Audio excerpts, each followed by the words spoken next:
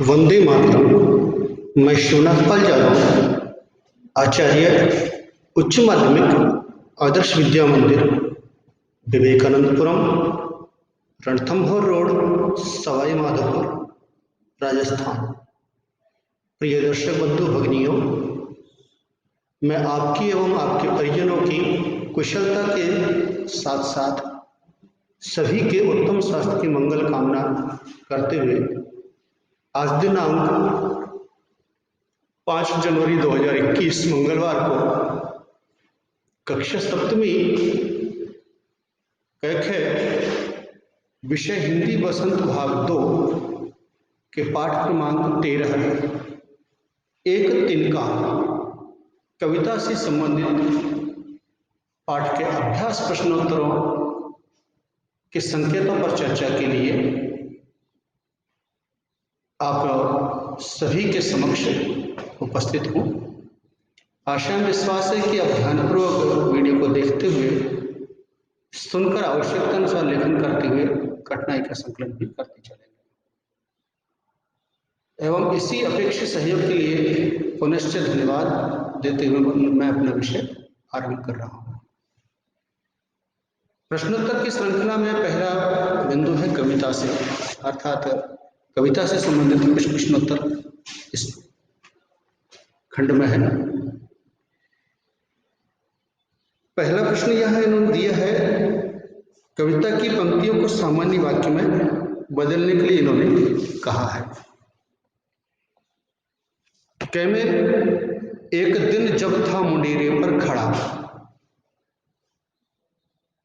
खे में दिया है लाल होकर आंख भी दुखने लगी, गे में ऐंठ बेचारी दबे पांवों भगी, और घे में दिया है इन्होंने जब किसी ढब से निकल तिनका गया। तो ये कविता की पंक्तियां हैं, इनको सामान्य वाक्य में बदलने के लिए इन्होंने कहा है। तो कै में हम लिखेंगे एक दिन जब मुंडेरे पर खड़ा था, खे के अंदर लिखेंगे आंख भी लाल होकर दुखने लगी, गे के अंदर लिखेंगे बेचारी ऐंठ दबे पांव भगी, और घे में लिखेंगे अपन जब किसी ढब से तिनका निकल गया। दूसरे प्रश्न में यहां इन्होंने जानना चाहा है कि एक तिनका कविता में किस घटना की चर्चा की गई है जिससे घमंड नहीं करने का संदेश मिलता है। उत्तर संकेत में अपन लिखेंगे एक तिनका कविता में कवि ने एक दिन की घटना का वर्णन किया है कि वह मुंडेर के समीप खड़ा था, उसका मन घमंड और अकड़ से भरा था। अचानक एक तिनका उड़ता हुआ उसकी आंख में आ गिरा, इससे उसे बड़ी बेचैनी हुई, आंख लाल होकर दुखने लगी। जब तक तिनका निकल न गया उसे शांति नहीं मिली। तब उसे समझ में आई कि वह बेकार अपने ऊपर घमंड कर रहा था। एक जरा से तिनके ने उसे व्याकुल कर दिया। तीसरे प्रश्न में इन्होंने कहा है, जानना चाहा है कि आंख में तिनका पड़ने के बाद घमंडी की क्या दशा हुई। उत्तर संकेत में हम लिखेंगे आंख में तिनका पड़ते ही वह बेचैन हो उठा, उसकी आंख लाल हो गई और दुखने लगी, उसकी सारी ऐंठ जरा सी देर में गायब हो गई। चौथे प्रश्न में इन्होंने जानना चाहा है कि घमंडी की आंख से तिनका निकालने के लिए उसके आसपास के लोगों ने क्या किया, क्या क्या किया। उत्तर संकेत में अपन लिख सकते हैं घमंडी की आंख से तिनका निकालने के लिए आसपास के लोगों ने कपड़े की मूठ से आंख की सिकाई की और अनेक यत्न करके तिनके को बाहर निकाला। प्रश्न क्रमांक 5 में एक तिनका कविता में घमंडी को उसकी समझ ने चेतावनी दी, ऐंठता तू किस लिए इतना रहा, एक तिनका है बहुत तेरे लिए। इसी प्रकार से चेतावनी कबीर ने भी दी है, तिनका कबहू न निंदिए, पांव तले जो होए, कबहू उड़ आँखिन परे, पीर घनेरी होए। इन दोनों में क्या समानता है और क्या अंतर है, इस बात को लिखने के लिए इन्होंने कहा है। उत्तर संकेत में अपन लिख सकते हैं, इन दोनों पद्यांशों में मनुष्य को घमंड न करने की चेतावनी दी गई है और दोनों में तिनके का ही उदाहरण दिया गया है। अंतर यह है कि पहले अंश में तिनके की शक्ति बताई गई है और दूसरे में तिनके जैसी तुच्छ वस्तु की भी उपेक्षा न करने की चेतावनी दी गई है। अनुमान कल्पना से संबंधित यहाँ जो प्रश्न दिए हुए हैं, उन प्रश्नों के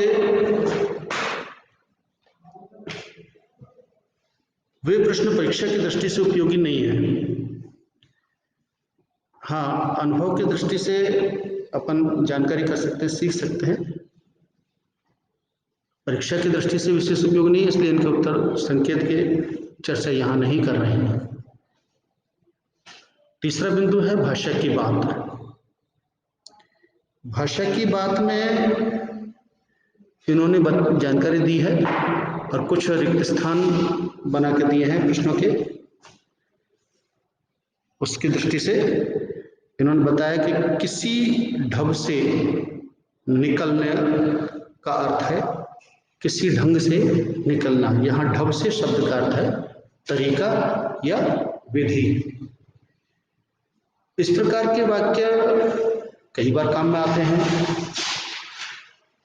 और जैसे धम्म से वाक्यांश है, लेकिन ध्वनियों में समानता होने के बाद भी इन दोनों के प्रयोगों में अंतर है। वाक्यांश प्रयोग में धम्म से, छप से इत्यादि का प्रयोग ध्वनि द्वारा क्रिया को सूचित करने के लिए किया जाता है। तो ऊपर जो शब्द था ढब से, तो उसमें तरीका या विधि है, लेकिन दूसरा जो वाक्यांश का उदाहरण है धम्म से, छप से, तो इनमें ध्वनि का संकेत मिल रहा है।